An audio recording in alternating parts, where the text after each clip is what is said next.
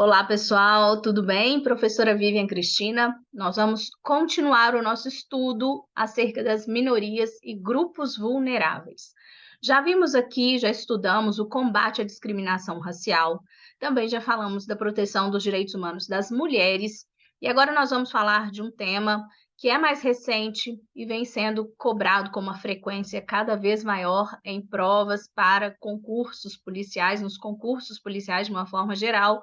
Estou falando da proteção dos direitos humanos da comunidade LGBTQIA+. Então, nós vamos estudar o que nós temos no sistema global e também no nosso sistema americano e no nosso ordenamento jurídico interno, em especial decisões do Supremo Tribunal Federal sobre essa temática.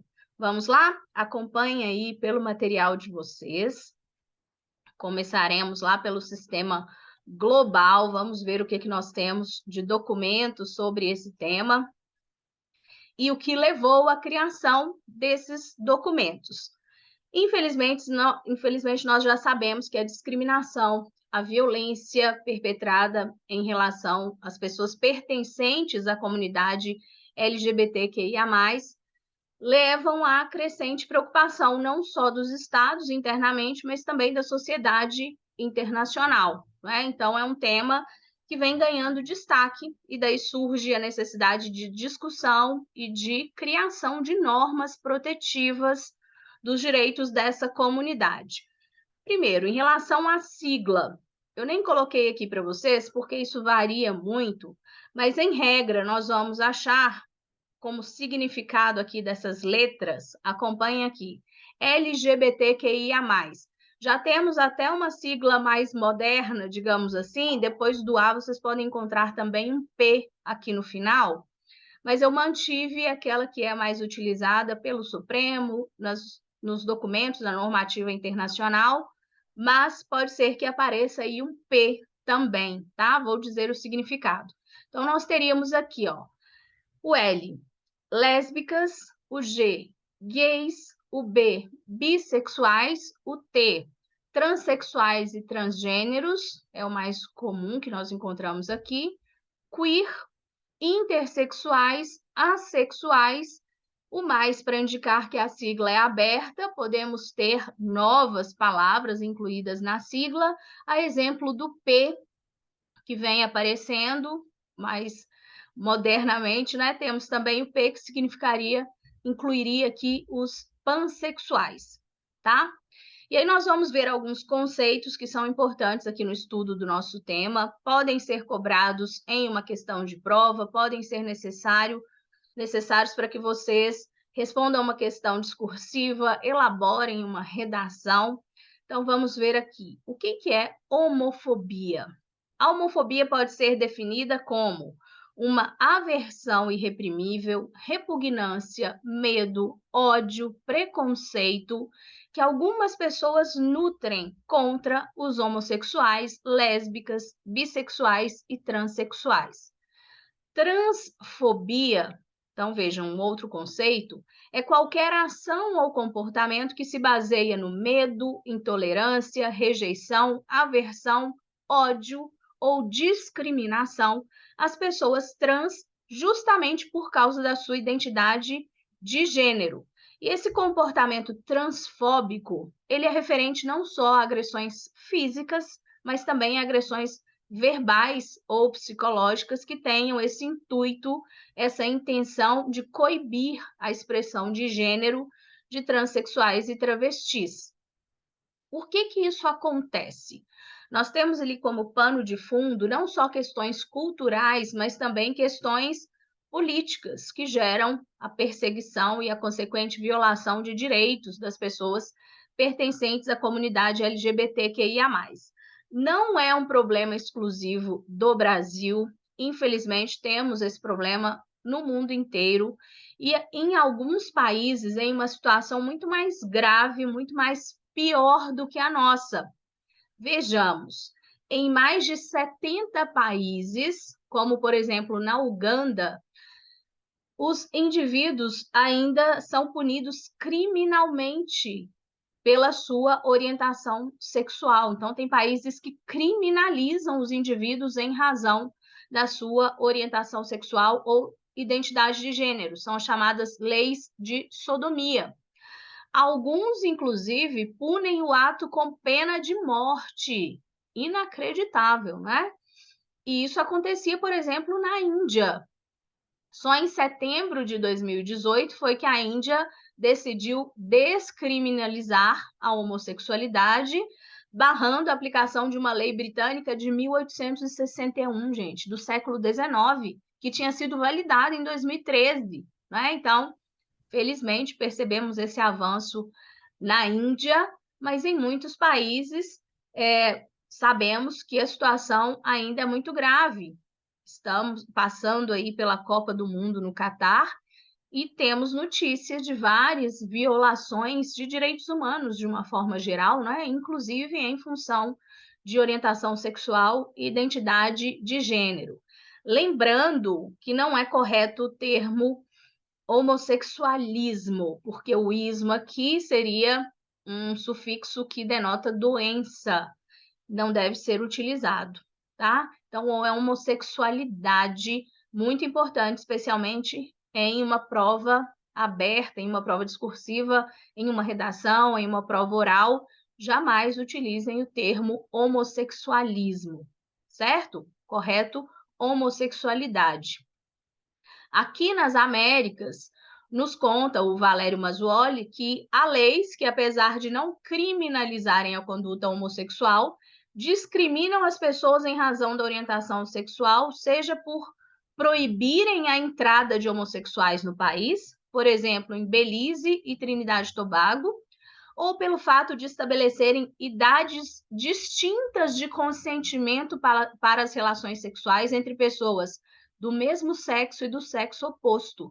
Então, isso acontece, por exemplo, nas Bahamas, no Canadá e no Paraguai, né? Então, só para vocês terem uma visão geral do que ocorre no mundo e também aqui no continente americano.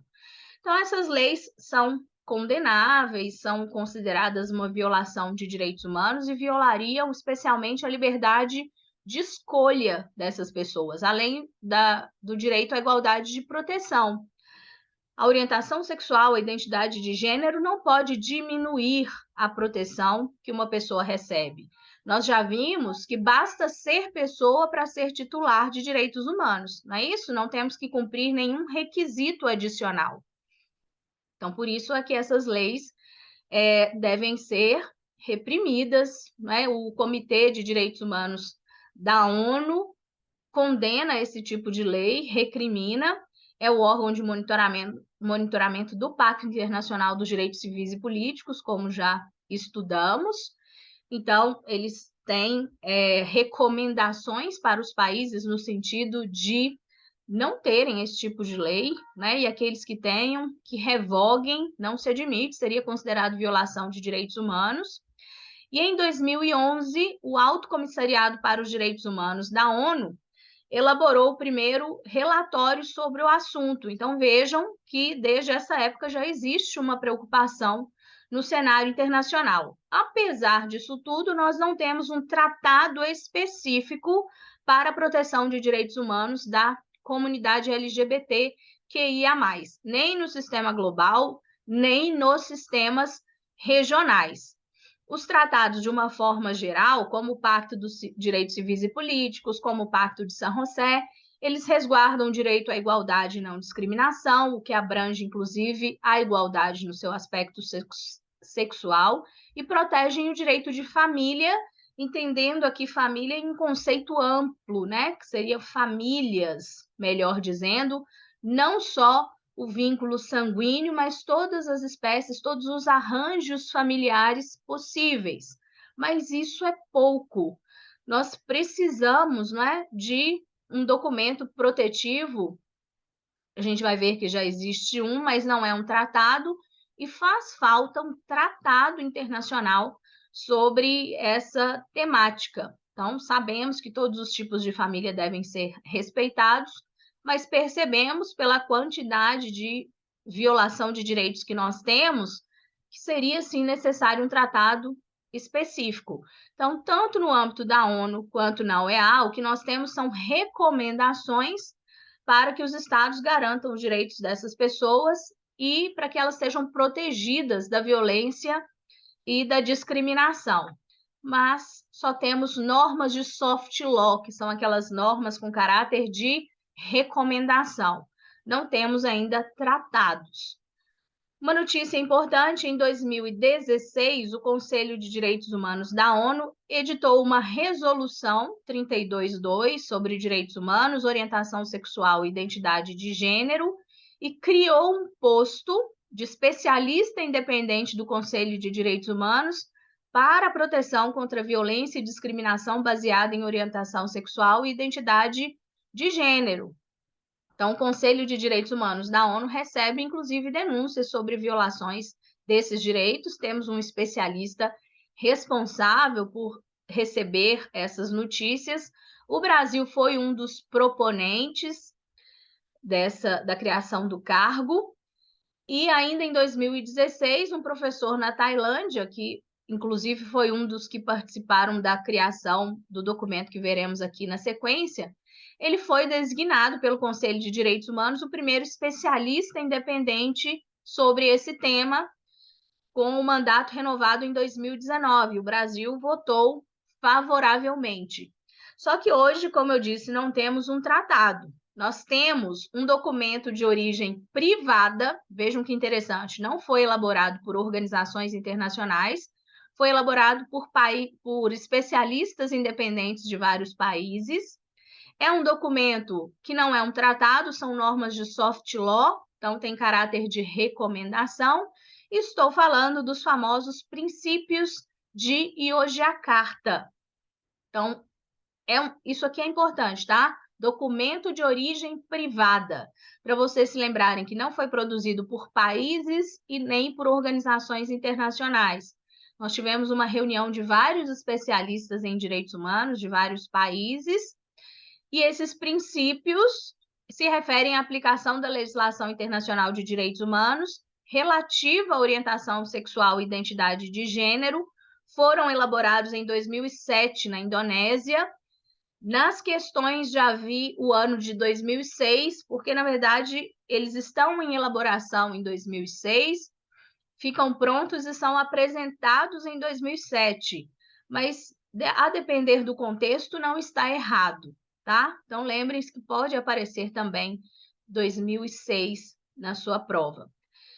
O André de Carvalho Ramos nos explica que são normas de soft law derivadas, porque tem origem primária, secundária, né? Tem origem privada, não tem origem primária, não foram elaborados por estados nem organizações internacionais. Então, especialistas em direitos humanos de locais diversos se reuniram, fizeram uma pesquisa, pessoas com diferentes formações, são 29 especialistas de 25 países, eles atuaram em nome próprio, por isso que a gente diz que é um documento de origem privada. E esse documento, os princípios de Yogyakarta, invocam direitos previstos genericamente em tratados, declarações e resoluções, trazendo esses direitos para o campo da orientação sexual e identidade de gênero. Então, diz o André de Carvalho Ramos que o que os princípios promovem é uma proteção indireta de vulneráveis, porque ele não traz direitos novos. Então, por exemplo, o documento reforça o direito à liberdade de expressão para a comunidade LGBTQIA+. Não cria-se um novo direito, entendem? Então, por isso, fala-se de uma proteção indireta, uma interpretação ampliativa de direitos que já existem, ao contrário de uma proteção direta, que seriam direitos especificamente previstos para essa comunidade. Então, também uma frase, né, uma assertiva que seria interessante em uma questão.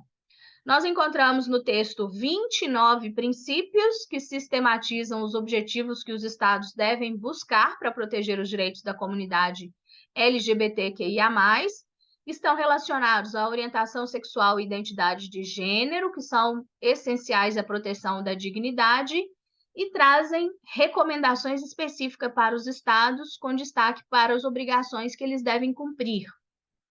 No documento, a orientação sexual é definida como a capacidade de cada indivíduo experimentar atração afetiva, emocional ou sexual por pessoas de gênero diferente, mesmo gênero ou mais de um gênero.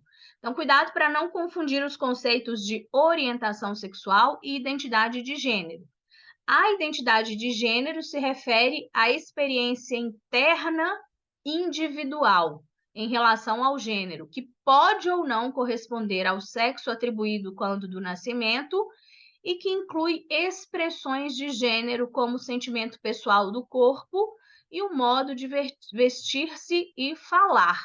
Então, são dois conceitos diferentes, tá? Orientação sexual e identidade de gênero. Se no edital de vocês aparecer expressamente os princípios de Yogyakarta, como aconteceu no edital da Polícia Civil de São Paulo, por exemplo, ou como pode ser cobrado na Polícia Civil de Minas, que apesar de não estar expresso, faz parte da proteção de minorias e vulneráveis, não é? Está lá previsto proteção dos direitos da comunidade LGBTQIA+, então tem que ler o documento na íntegra. Eu vou até mostrar aqui para vocês, vou passar com vocês pelo documento, para a gente ver o que tem, né, de mais interessante.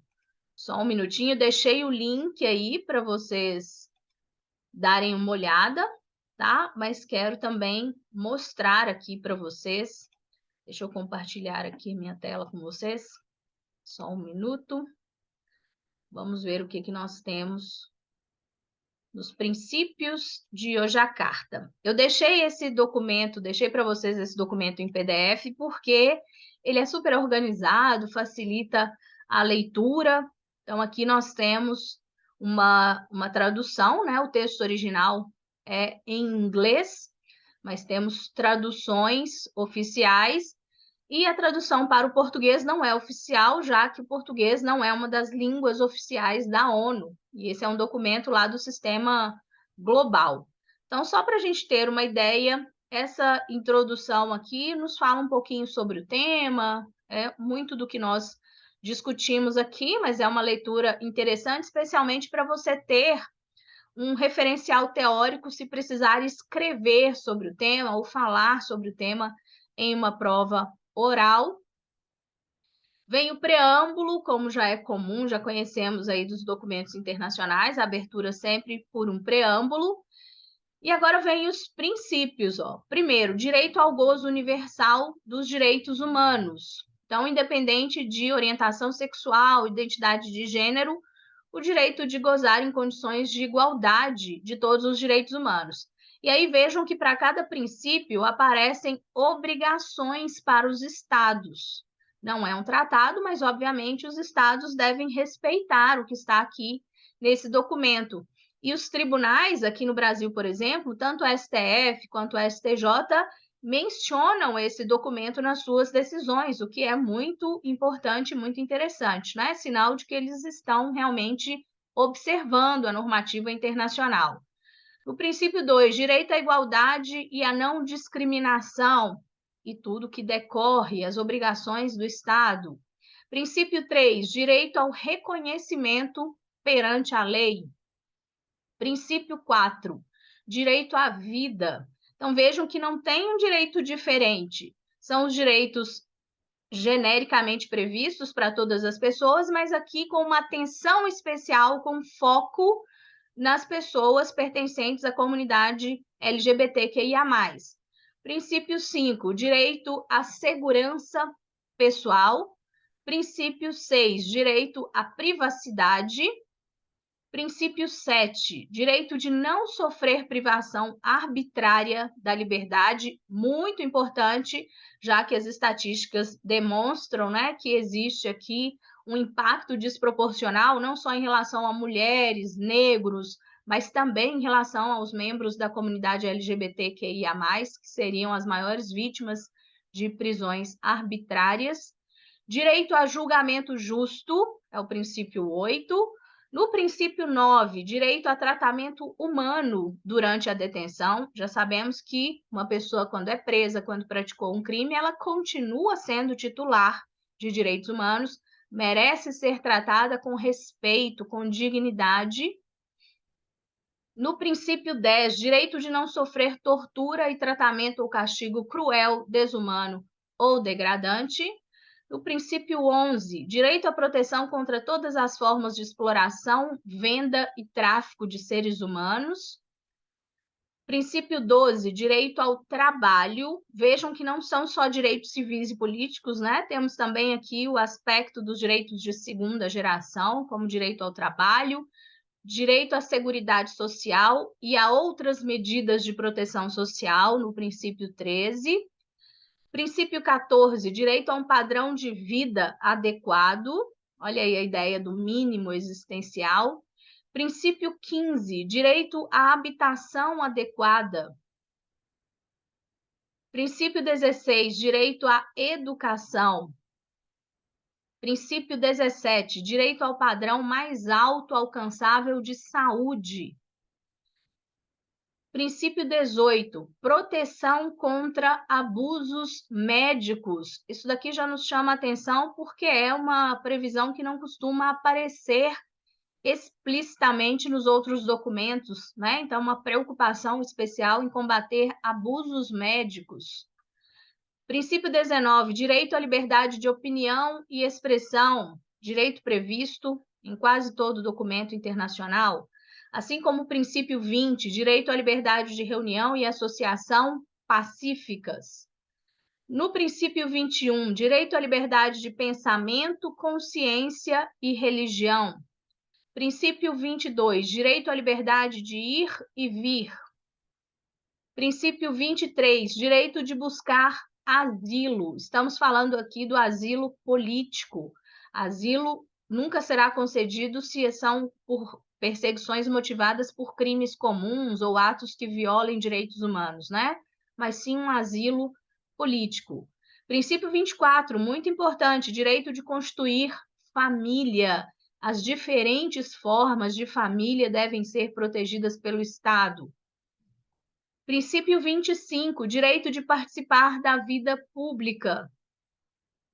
Princípio 26, direito de participar da vida cultural. Princípio 27, direito de promover os direitos humanos. Princípio 28, direito a recursos jurídicos e medidas corretivas eficazes. Não adianta termos direitos se não temos asseguradas as garantias necessárias para conferir efetividade aos nossos direitos. E o princípio 29, a ideia de responsabilização, accountability, o direito de termos uma prestação de contas, o dever que o Estado tem de nos prestar contas.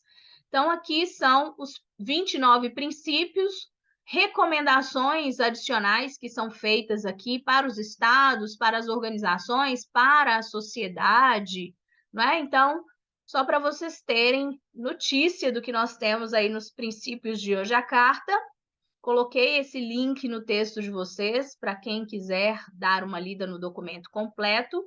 Agora, voltando aqui, é importante contar para vocês também que esses princípios tiveram uma atualização. Nós temos atualmente mais princípios.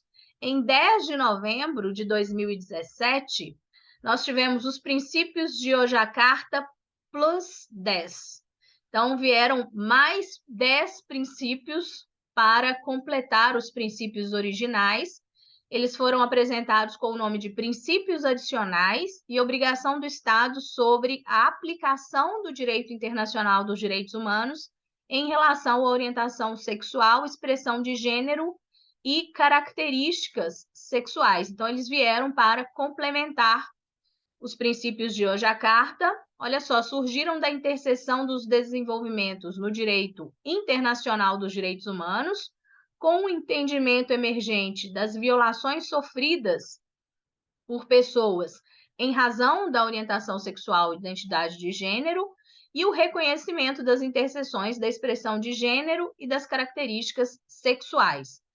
Então, esse documento foi adotado em homenagem aos 10 anos da primeira edição, trazendo 9 novos princípios e 111 obrigações dos estados.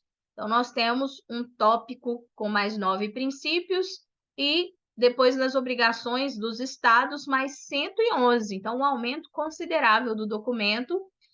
Devemos fazer a leitura junto com os 29 princípios anteriores, que nós passamos por todos eles aqui. Então, no total, nós temos hoje 38 princípios. Se pensarmos nesse documento internacional atualizado, 38 princípios relativos à proteção das pessoas pertencentes à comunidade LGBTQIA+.